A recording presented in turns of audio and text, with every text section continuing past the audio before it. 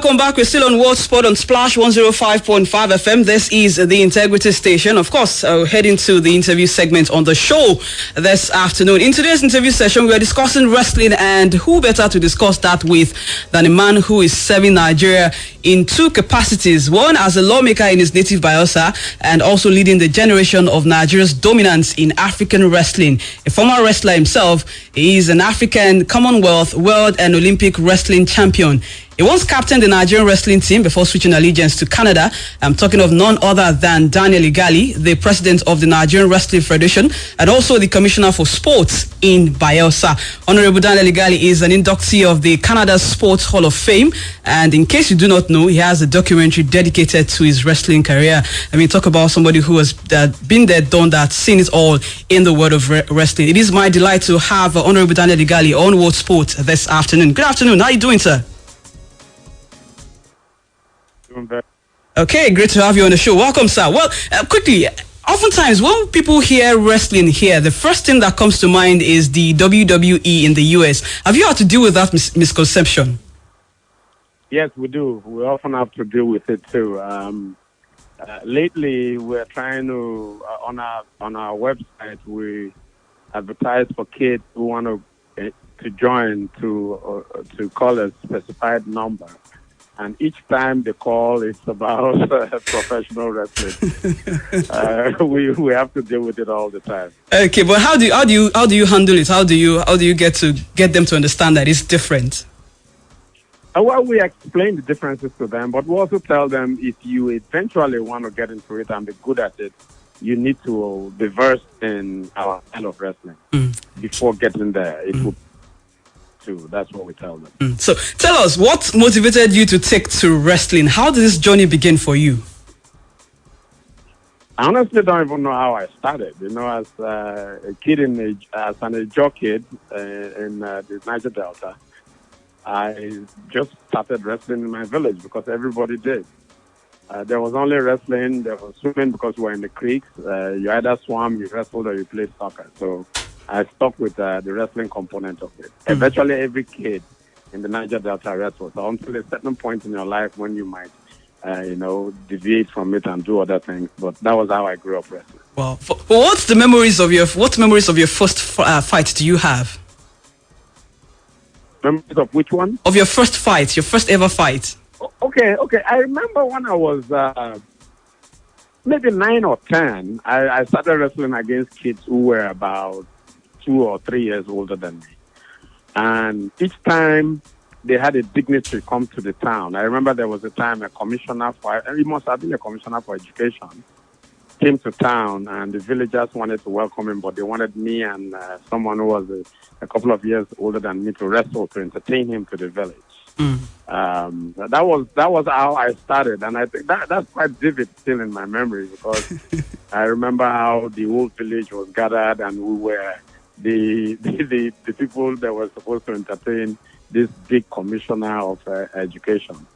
So it even today in my part of the Niger Delta, if you have a big dignitary coming to entertain that person, you entertain them with wrestling. With wrestling, wow. Okay, were you paid for that very first fight? If you remember, how much was it? No, we were not paid, but if you wrestled well, out of appreciation, people would dash you money. So I think I got a little bit of money, but I don't know exactly how much it was. Then how did you move from fighting in the village to becoming an African champion? And when I finished secondary school, around 89, I had scouts that came to the village. They were trying to get ready for, then it was so they were trying to get ready for these tournaments. So they were looking for wrestlers from the different wards of the local government at the time. And so 2 men came to my village. One of them is late now, but one is still alive.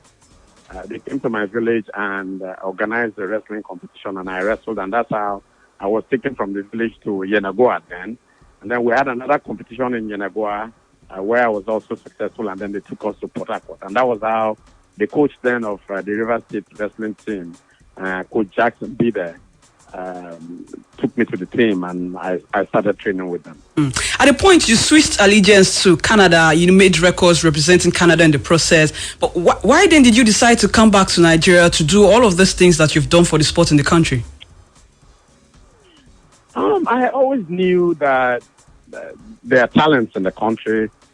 The only inhibition for me has been that we don't have the organization right, we don't have the funding right, and even the training process is right.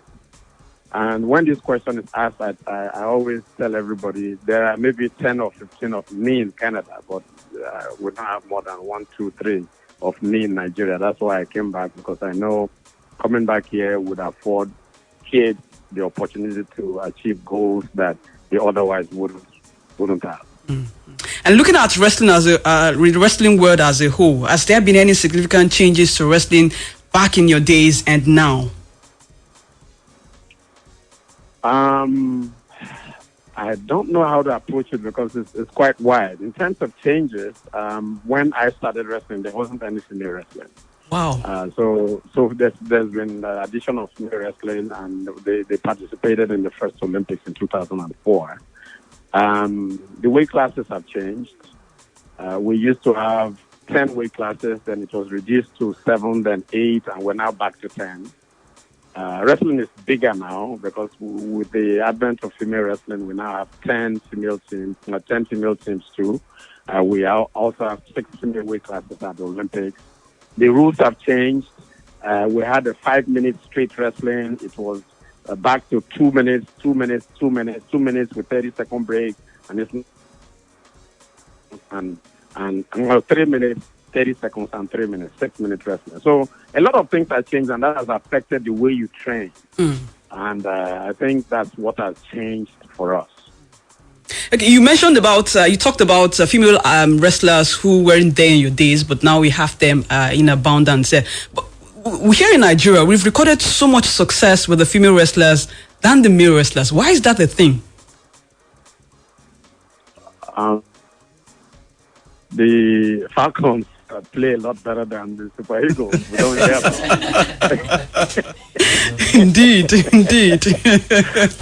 If you even look at virtually every sport, look at weightlifting, look at athletics. Every sport you look at, the females do better. So I don't think it's peculiar to wrestling. Okay, you have also been so expressive and confident about wrestling, delivering medals for Nigeria at any international event, even in the face of obvious challenges. What informs that confidence? You know, we train right. We don't. My only regret is that we don't have the funds, but we do the right thing. I remember how we used to train. We were not even drinking water, and this is not to put anybody down, but I think having athletes go out 5 o'clock in the morning to jog for 1 hour, then you're training at 8 o'clock in the morning, it didn't really make any sense. But we used to think that is how you train hard. You know, you train long, you kill yourself. That wasn't training. Right now, we train as you are supposed to train. The athletes know that they can go to anywhere in the world. They like Badekwe, Blessing, Ahmad. There's no visa that they don't have. US, Australia, Canada, UK, Germany, because they travel frequently. They know that they are now world citizens, essentially. They've wrestled against virtually every opponent in the world. So that has given us the confidence. If we have 1 million naira, we know how to spend it. We are not going to spend 1 million naira on 30 athletes. If I have 1 million naira, I'll spend 500 on 3 athletes and 500 on the other 18, because we need results and we know where we're going to get the results. So that's where the optimism is. We know our competition at the African level. We know our competition at the Commonwealth level. We also know our competition at the world level. And that's why if we're going to go to the World Championships or we're going to go to the Olympics, I'm not going to take 30 athletes. I'm going to take 4. Because I know that is what we have been able to get them to the level we've got those ones to can participate at that level. So it's been about decisions. It's been about smart training. It's been about administration, and that's what has changed for wrestling in Nigeria. Okay, and in your years of running the sports in the country, what are the major challenges you think you've had to encounter?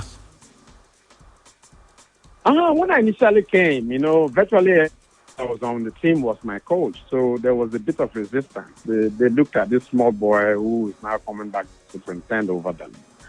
So there was some pushback and opposition, but we've overcome that. I think now the biggest impediment now is funding.